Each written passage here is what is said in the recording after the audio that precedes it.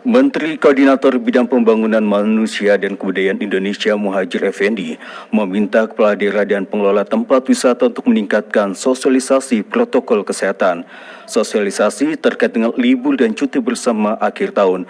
Berikut Rini Herani melaporkan. Libur akhir tahun terbagi menjadi dua, yaitu libur Natal yang dimulai tanggal 24 hingga tanggal Pemerintah memutuskan untuk memangkas libur akhir tahun sebanyak 3 hari, yaitu tanggal 28, 29, dan 30 Desember 2020. Menteri Koordinator Pembangunan Manusia dan Kebudayaan Menko PMK Muhadjir Effendi mengatakan, dengan adanya keputusan bersama ini, cuti bersama tetap dilaksanakan, hanya harus disertai dengan kampanye masif mengenai pentingnya penerapan protokol kesehatan. Di samping itu juga Muhadjir meminta kepala daerah benar-benar mempersiapkan layanan kesehatan selama masa libur panjang akhir tahun nanti. Pesan saya kepada seluruh masyarakat yang akan memanfaatkan libur akhir tahun, mohon dimanfaatkan libur ini dengan arif dan bijaksana, utamakan kesehatan, utamakan keselamatan diri dan keluarga, dan dengan demikian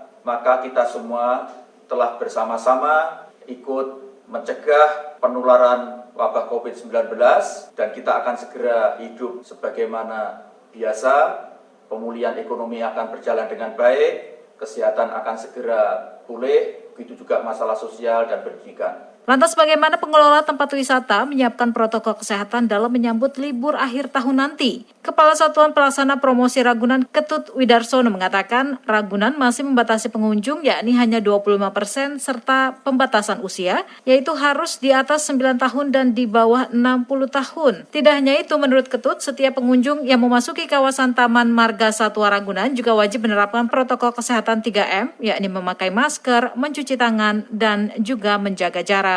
Termasuk juga ketentuan atau persyaratan pengunjung yang masuk ke Ragunan itu masih berlaku sama gitu. Kayak misalnya warga luar DKI belum boleh gitu ya, lansia di atas 60 tahun belum boleh, anak-anak 09 tahun juga belum, begitu juga untuk ibu hamil. Nah, itu persyaratan itu masih berlaku sampai saat ini. Maka untuk batasan pengunjung maksimal juga dibatasi sampai dengan 2.000 orang gitu.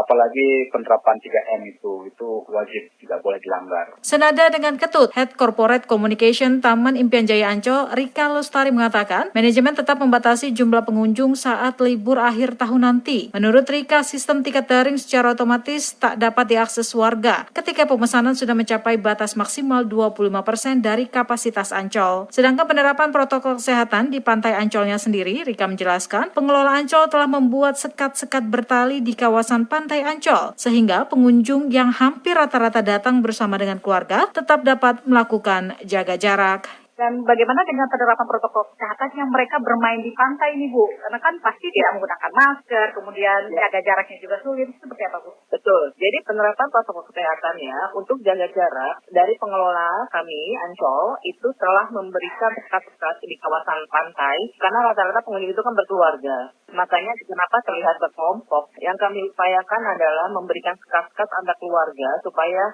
terdapat physical distancing. Jadi sekatnya itu terbuat dari bambu dan ada talinya. Nah, tetapi yang terkadang sering mereka abai itu adalah menggunakan masker. Nah, itu yang terus kami memberikan edukasi dan mengingatkan supaya mereka tetap mengejar bersama keluarga, tetap kita.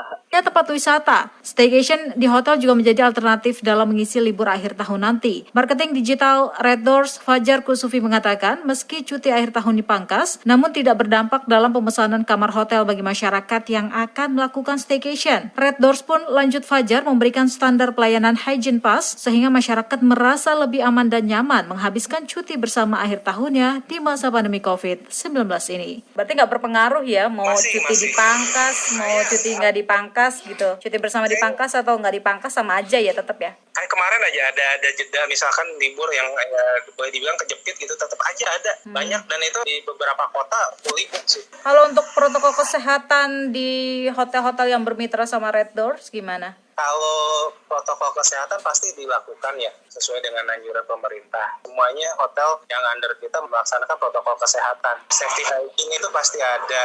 Contoh beberapa properti melaksanakan itu lebih strictly gitu kan ya. Dari kebersihan kamar, kemudian ya cleanliness-nya pasti ya kebersihan lagi standar pada saat kedatangan juga, checking temperatur sama itu ada dilakukan juga, kasih guarantee dalam artian namanya reverse hygiene pass. Adapun cuti bersama dimulai dari tanggal 24 hingga 27 Desember 2020 yang merupakan libur Natal. Sementara pada 28 hingga 30 Desember 2020 bekerja seperti biasa. Kemudian libur pengganti Idul Fitri ditetapkan pada tanggal 31 Desember 2020. Adapun libur tahun 2 hingga 3 Januari 2021 yang merupakan libur akhir pekan lantaran jatuh di hari Sabtu dan Minggu. Dengan demikian secara teknis, pengurangan libur 30 Desember 2020.